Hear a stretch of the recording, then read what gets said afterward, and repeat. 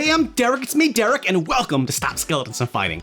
I'm a big fan of ambitious video game hardware, the kind with a gimmick that's at first a major selling point and then is immediately abandoned. The PS3 6-axis controller, the 3DS's 3D screen, the Wii U touchpad, and of course, the DS touchscreen. The pen is mightier than the controller, or so Nintendo would try to get us to believe. The DS is a great system, it sold a kajillion copies, but right away, man, no one really wanted to use that touchscreen. It was great for puzzle games and mini games, but it was mostly just shoehorned into games that didn't need it if a game used it at all, except for an elite few. A few that made the touchscreen the centerpiece or the entire focus, and among them are some genuine classics, perfect for the show we call Punching Weight, a celebration of the weird, ambitious, and unnecessary, and we are here to talk about touch-only DS games that were great.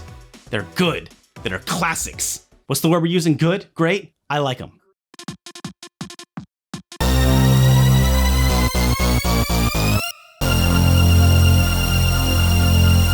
Now, before we move on, we're gonna be doing some heavy swiping in this video. Gotta make sure we are comfortable. Pack-in styluses tend to be just super tiny. This is the one that came with my new 2DS, and I think it's smaller than the one that came with my original DS. Touch-only games ain't no fun if you're only packing a toothpick. I've been using this chonky boy that came with my DSi XL, but there are a lot of ones out there. I strongly recommend you upgrade your stylus situation before attempting any of these games.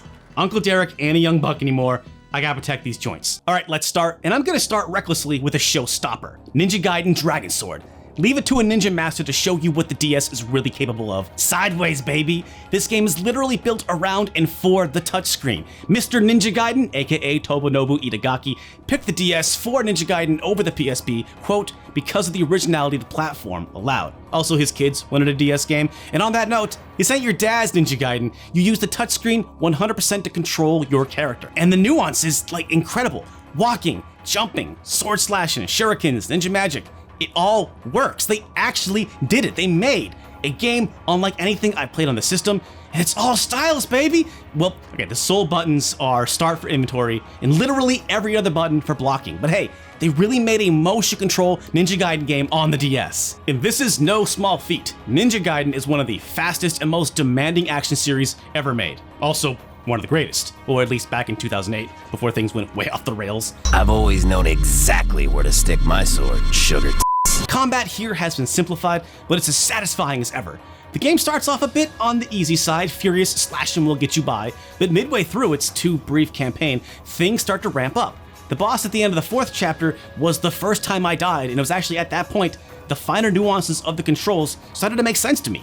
What really seals the deal with the touch controls is the sideways perspective. It's just a great use of the space, and if you went with buttons, you have to hold it normal style. I just don't think it'd be the same. And I don't think you get the same fidelity with the buttons. It is not the only DS game played sideways, but it is the only fast-paced action game played sideways. Take that, Dragon Ball Origins, you cowards! Dunking on games for no reason. Outside of the combat, Dragon Sword employs other smart changes to make it work on a DS. Taking a page from PS1 games, the game is 3D models on 2D images. It's not the greatest look, but the frame rate and animations are so silky smooth, I couldn't care. Levels aren't totally linear, and your map on the other screen helps you keep your bearings. There are plenty of items and upgrades to find and buy, so there is reason to explore and grind enemies for money. Dragon Sword is set between Ninja Gaidens 1 and 2. It has a ton of characters and secrets from the Sigma games and a surprising amount of lore. It was a great treat for Gaiden fans who were, at the time, patiently waiting for Part 2 to drop. While it doesn't have my favorite demon hunter bondage lady Rachel, he led her down the path of evil, and she succumbed. This game is still rated T for teen, for violence and partial nudity, so there are enough demon ladies to go around. Oh, and by the way, did I mention that all the boss fights are in complete 3D, so you can literally go all the way around them. Whenever I thought this game was going to stop impressing me, my jaw just kept hitting the floor. Punching Weight often covers games that are objectively bad, but worth celebrating for their ambition alone. It ain't the Olympics, it's video games. In my book, you get props for trying. Dragon Sword is ambitious, intuitive, and legit incredible, and should be celebrated as a true trailblazer. Were you aware Bayonetta 2 can be played entirely on a Wii U touchpad? I'm gonna assume that was all Dragon Sword. And what's this? Devil May Cry 4 on an iPad, but with digital joystick? Get that out of my face. This here is a classic, and it's never been re-released. This is your very own Ninja Gaiden game, Nintendo. I'd hold my Switch sideways for this, come on. We all love Wind Waker now, but at the time it was actually a bit of a sales disappointment. Mainline Zelda after that had to play it super safe, but the weird games kept coming to portable. And I tend to like weird Zelda, but even I thought it was a bit much to make a semi-sequel for Wind Waker on the DS that's also 100% touchscreen, but that is exactly what the Phantom Hourglass is. Now, I asked around on Twitter, and it feels like the consensus on this one is still really mixed, with the touch controls being one of the biggest issues for people. Now, if you ask me, I think these controls are super tight. I'm ready to make a punching weight declaration that Nintendo pulled it off against all odds. You poke the screen to make Link walk in a direction, and you slash it to make him to attack, and it's great. And then when you want to use an item, hey, you push the L button and the combat switches to that item, and you use the stylus to direct what you're doing, like drawing the direction you want the boomerang to go, etc. Overall, the game utilizes the DS super well, even the non-stylus features, like blowing into the microphone to solve puzzles. Hey, check out my drawing skills, or actually closing the DS to put a stamp on your map, which, that blows my mind. You close a thing to make a thing?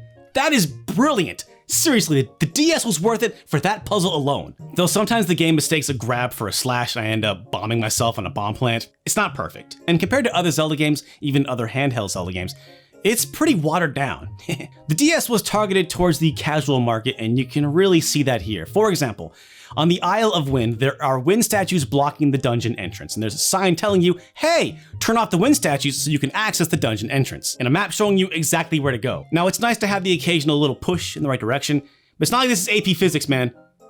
I can figure it out. They're blocking my path. I gotta stop those things from doing a thing. It's not that hard of a puzzle.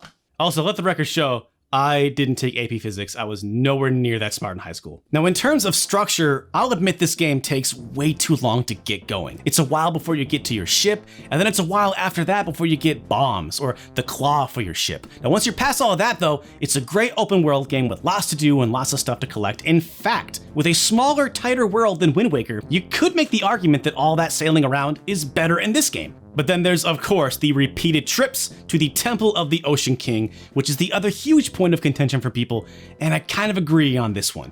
I like the idea of a massive dungeon that you keep coming back to as you get more powerful, but the shortcuts you get with the new items like bombs and fairies aren't that substantial, and you end up slogging through boring stealth sections numerous times. Like, I am down for weird Zelda, but I've never liked stealth Zelda, but I couldn't blame the controls. Not a deal breaker for me personally, but I see where people are getting at. But weird Zelda fans, we gotta stick together, and the best way to do that?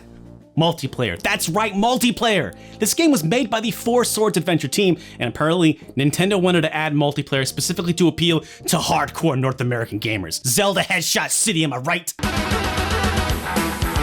Okay, actually, it's not like that. It's a cool little asymmetrical capture the flag mode. It's pretty fun. Grace and I played a couple of games together, but I'm more just amazed that it's here at all. It was apparently online, but it's also available for download play, so it's super easy to get into. But multiplayer Zelda, that is my thumbs up. Speaking of Headshot City, this is the only YouTube channel that is going to transition from the Phantom Hourglass to our next game, Touch the Dead. All right.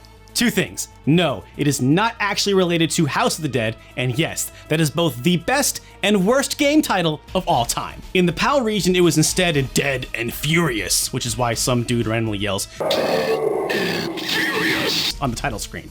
North America got the better title, in my humble opinion. Obviously, this is my kind of game. I love light gun shooters, I love horror, I love that Garbo. But this ain't exactly that good Garbo. Touch the Dead's levels are long, zombos into the triple figures, and they are super spongy, sometimes taking half a clip to put down. Now, this wouldn't be a problem, but reloading requires dragging bullets into the chamber from the opposite corner of the screen, which can be tough to do reliably, especially when you've got a horde descending upon you. Now, this would be bad enough, but Touch the Dead has agonizingly long reload animations. Usually reloading in games like this is instant, like boom, done. I don't understand why they did this. Usually I got hit, not because I was missing shots, but because I was in the middle of reloading. Man, I just want to blast zombos and Touch the Dead. It's like, no, do your chores first. The drag reloading makes more sense in the harder difficulties. There's also not a lot of zombie variety. The music isn't upbeat and fun, it's more atmospheric. Like, they were going for serious horror instead of fun horror. What we're left with is less House of the Dead and more Resident Evil Survivor, which is why I would recommend Point Blank DS instead. It's not only a total flip-flop from Touch the Dead, it is also my personal favorite light gun series. Point Blank, if you didn't know, is a super silly minigame collection, basically the WarioWare of the light gun games. Shoot the skeletons, protect the professors from barrels, match the stuffed animals, don't shoot the hostages. Basically, if there's a fun or wholesome thing you can do with the gun, this game does it. Each stage has 4 difficulties from easy to insane, and they're all wildly different. I adore the Point Blank games, and this is a great port. The shooting is great, getting the high scores on each level requires some serious dedication. My only criticism is that there's just not enough of it. 41 levels, that's it. The 3 arcade games had at least 70 apiece. Now there's an exclusive brain massage mode which tries to be like a brain age game, but nothing hides the fact that this is a thin package. A very solid package, but thin. At the end of the day, I recommend both these games because these are the only 2 light gun games in the system. Yep, it's just these 2. So by virtue of that, Touch the Dead and Point Blank DS are both fantastic games. You should play them immediately. I guess the DS got plenty of FPSs, but man, what a missed opportunity for the system. The complaint that DS games are too simple is something you hear a lot, especially for the touch-only games, which is why I gotta spotlight a game with as many systems as it has belt buckles. The World Ends With You, aka TWEWY, or TWEWY. Okay, I gotta admit, I didn't actually play this game before making this video because I just cannot handle the angst of Neku, the main character.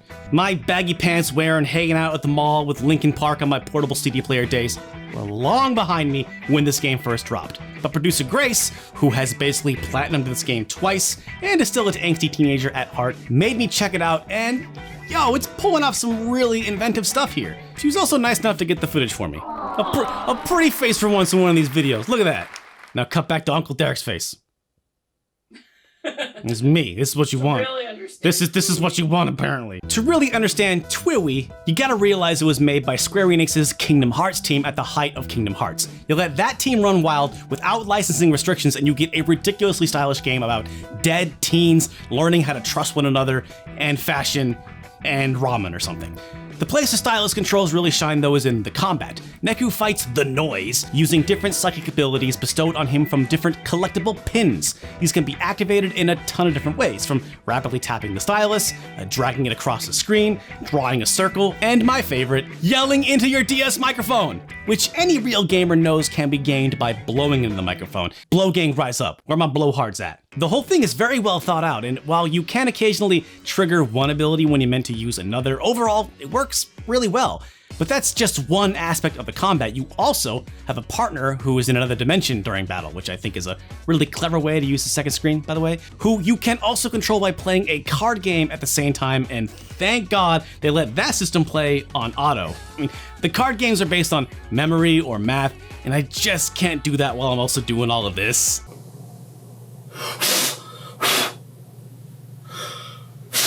Grace, did you play this game in public? Yes. Cool. You must have been a cool guy. I was a really cool gamer. You're really cool. This game is just bursting at the seams with cool ideas beyond the stuff I really don't have time to talk about, like the fashion system or leveling up and evolving pins. They also managed to include a minigame where the characters play with their pins like they're Beyblades or something. It's also pretty cool. It utilizes the D-pad and touchscreen and involves a surprising amount of strategy just for a little minigame. The other games we discussed are all basically from existing franchises who found a great way to convert those games into touch-only situations. And yes, I'm counting Touch the Dead. TWEWY manages to be totally original. It does such a good job of utilizing what makes the DS great that it's almost hurt the game in the long run. The Switch port, which came out in 2018, just didn't hit the same for me, and I think it's because it didn't have the 2 screens. The World Ends With You maybe works best being totally original without expectations, which makes Grace and I pretty excited for the sequel. Yeah, I know, this is actually how they expect you to hold it and talk. Oh, I gotta play back, but hey, thanks for watching. Of course, this is not all of the touch games on DS. I would love to revisit this topic again. I've been looking for an excuse to play through Spirit Tracks again, but that is gonna do it for now. If there are any weird, ambitious, or unnecessary games you'd like to see on Punching Weight, let us know in the comments below. Stop Skeletons From Fighting is a Patreon-supported show. Look at all these awesome supporters. All these people make this show possible. You can get your name here if you pledge. You also get videos early. You get to help vote on future videos. You get to hang out in our Discord. Or hey, you know what? Just tell a friend about all the dumb fun that we are having here on Stop Skeleton Fighting. I am Uncle Derek. Thank you so much for watching. Stay powerful.